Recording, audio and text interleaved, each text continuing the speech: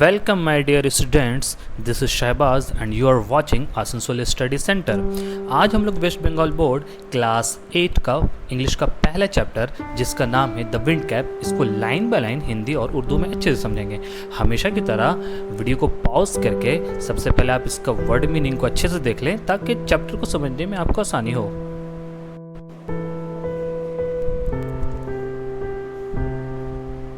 तो आइए dear student शुरू करते हैं। Let's start. जेन यात योलेन 1939 is an American author and editor of folklore, fantasy, science fiction and children's book। जेन यात योलेन जिनकी पैदाइश 1939 ईस्वी में हुई और ये एक अमेरिकन ऑथर हैं, मुसन्निफा हैं और एक एडिटर हैं। किसके एडिटर हैं? Of folklore.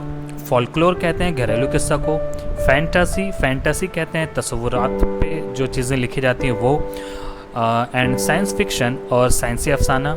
And children's book और बच्चों के लिए बहुत सारी किताबें लिखी हैं। आगे देखते हैं। She has written over 280 books, the best known of which are the holocaust novella and the devil's arithmetic. इन्होंने 280 से ज़ायद किताबें लिखी हैं जिनमें सबसे ज़्यादा मशहूर द होलोकॉस्ट नोवेला और द डेविल्स अर्थमेटिक है। आगे देखते हैं dear. The present text is an edited version of her popular short story of the same name. और ये जो टेक्स्ट हम लोग जो पढ़ रहे हैं द विंड कैप, ये उनका बहुत ही मशहूर शॉर्ट स्टोरी जिसका नाम खुद विंड कैप है उसी के एडिट किया गया वर्जन है।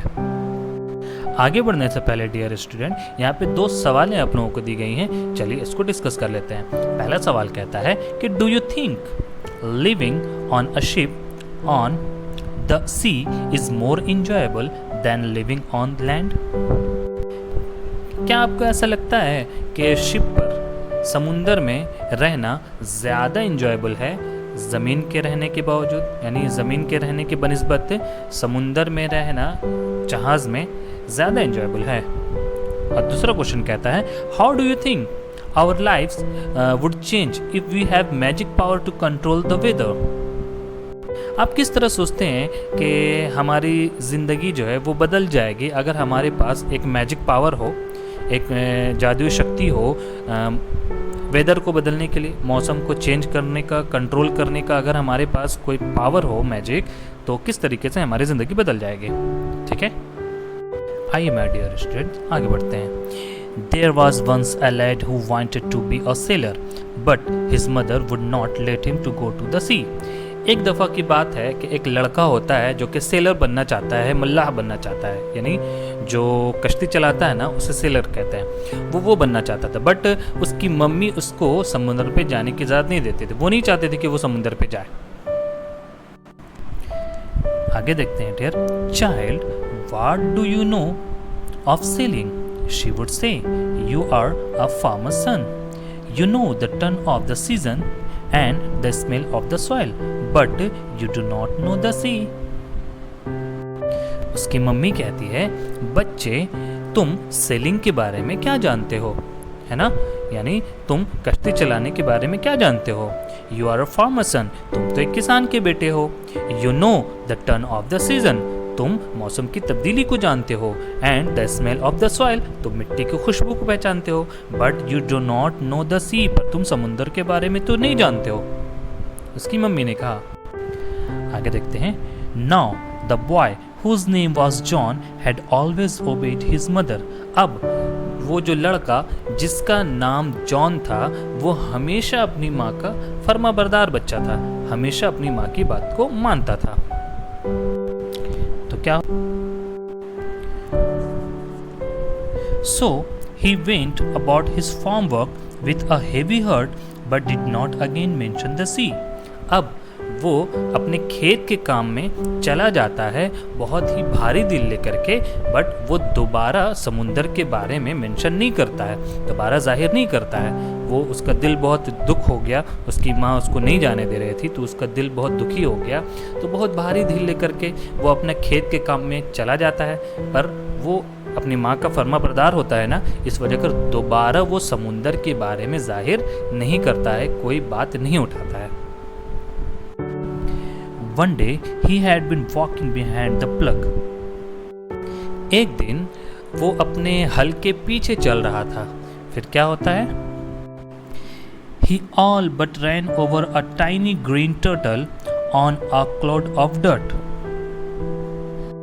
वो वहाँ पर एक छोटा सा टाइनी ग्रीन टर्टल, मतलब छोटा सा हरा, टर्टल का मतलब कछुआ, क्लाउड का मतलब क्या होता है? क्लाउड ऑफ डर्ट यानी मिट्टी जो होता है, कीचड़ जो होता है, उसमें लिपटा हुआ एक छोटा सा ग्रीन टर्टल था। ये उसके ऊपर चढ़ने ही वाला होता है।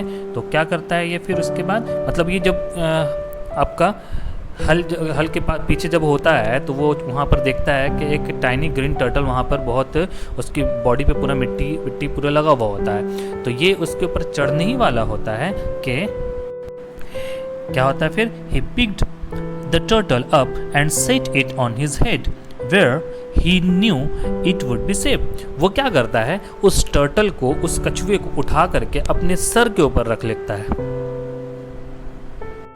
क्योंकि उसको लगता है कि वो टर्टल, वो कछुआ, वो यहाँ पर सेफ रहेगा, हिफाजत से रहेगा। इसलिए जॉन ने उस कछुए को उठाया और उठा करके अपने सर पे रख लिया। ये जो खुद छोटा सा बच्चा था, इसको ये लग रहा था कि मैं इसको सर पे रख लूँगा तो ये इसकी जान हिफाजत से रहेगी, इसको कुछ नहीं होगा। अगर वो नीचे ही में रहेगा तो खेत का काम करते करते, हल चलाते चलाते कहीं वो मारा ना जाए। तो इसलिए जॉन ने क्या किया? उस टर्टल को उठा करके, टाइनी ग्रीन टर्टल, छोटा सा हरा टर्टल, कछुआ को उठा करके अपने सर पे रख लिया। वहाँ जानता था कि वो सेफ रहेगा, हिफाजत से रहेगा। When he was done his plugging, जब वो हल चला कर कंप्लीट कर लेता है, हल चला लेता है, John plugged the turtle from his head. John ने उस टर्टल को, जब उसको खेती का काम हो गया, हल चला लिया, तो उस टर्टल को अपने सर से हटाता है। फिर क्या होता है आगे देखते हैं। To his utter surprise, he found that it had turned into a tiny green fairy man that stood upon his palm and bowed. ये देख करके वो बिल्कुल सरप्राइज हो गया, चौंक गया, क्योंकि वो जो टाइनी ग्रीन टर्टल था वो एक छोटा सा ग्रीन फेरी मैन में बदल गया। फेरी मैन उसे कहते हैं, फेरी का मतलब होता है परी, तो फेरी मैन मतलब मनुष्य परी, यानी ऐसी परी जो मेल हो, ठीक है, यानी इसको बहुत सारे लोग परा भी बोलते हैं। तो वो उसमें बदल गया। That stood upon his palm, जो कि उसके हाथ पे खड़ा हो गया, जॉन के हाथ पे खड़ा हो गया। एंड बोर्ड, और अदब से झुक करके उसको आदाब बजा लाया। कौन? वो टाइनी ग्रीन टर्टल जो था वो चेंज हो गया। इस वजह कर जॉन सरप्राइज हो गया, हैरत में पड़ गया कि ये क्या हो गया। आगे देखते हैं डियर स्टूडेंट। अगर आप लोगों को स्टोरी समझ में आ रहा है तो आप लोग चैनल को सब्सक्राइब करें और वीडियो को लाइक करें और अपने दोस्तों के साथ शेयर करें। I thank you for your kindness. Tell me your heart desire and I will grant it to you for saving my life, said the fairy. वो फेरी कहता है कि आपके रहमदिली का बहुत बहुत शुक्रिया, मैं आपकी रहमदिली का शुक्रिया अदा करता हूँ। आप मुझे अपना हर्ट डिज़ायर बताइए, अपनी दिली ख्वाहिश बताइए। आई विल ग्रांट इट, मैं उसको पूरा करूँगा। To you for saving my life, इसलिए क्योंकि आपने मेरी जान बचाई है। सेड फेरी, फेरी ने कहा कि आपके रहमदिली का मैं शुक्रिया अदा करता हूँ। आप अपने दिल की ख्वाहिश बताइए, मैं उसकी पूरी करूँगा, क्योंकि आपने मेरी जान बचाई है। आपका मेरा जान बचाने के लिए मैं आपकी दिल की ख्वाहिश को पूरा करूंगा।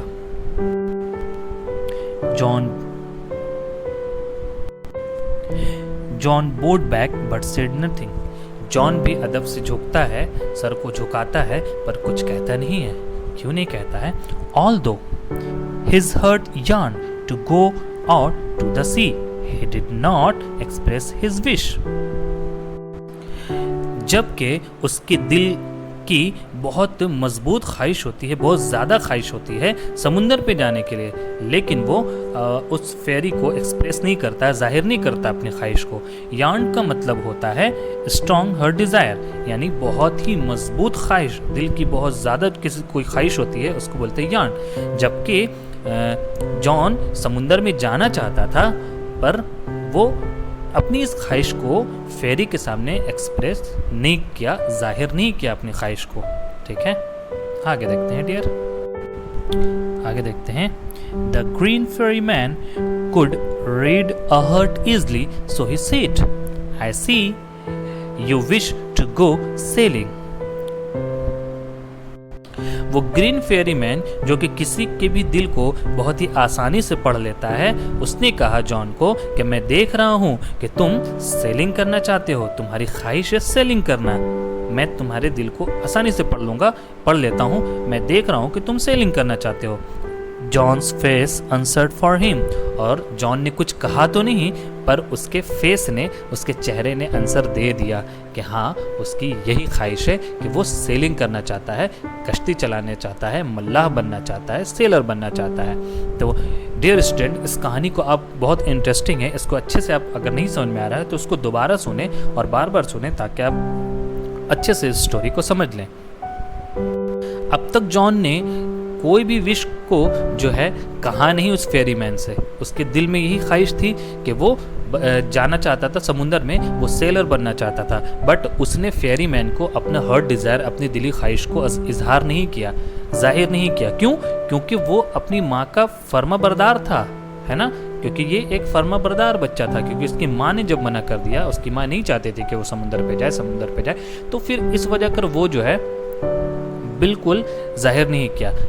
हालांकि ये फेरी मैन किसी के भी दिल को आसानी से पढ़ लेता था, इसलिए उसने कह दिया जॉन को कि जॉन, मैं देख रहा हूँ कि तुम सेलिंग करना चाहते हो, तुम्हारी विश यही है सेलिंग करना। बट जॉन ने कुछ कहा नहीं, लेकिन कुछ नहीं कहा, लेकिन उसके फेस ने आंसर दे दिया कि हाँ, वो सेलिंग करना चाहता है। तो डियर स्टूडेंट, आज का स्टोरी में आज हम लोगों ने पार्ट 1 कंप्लीट किया। इंशाल्लाह नेक्स्ट वीडियो में हम लोग इसका पार्ट 2 करेंगे। कोई भी परेशानी हो, कोई भी क्वेश्चन आंसर हो, आप इसमें कुछ भी प्रॉब्लम हो, आप मुझे कमेंट बॉक्स में कमेंट करें, मैं उसका आंसर देने की कोशिश करूँगा।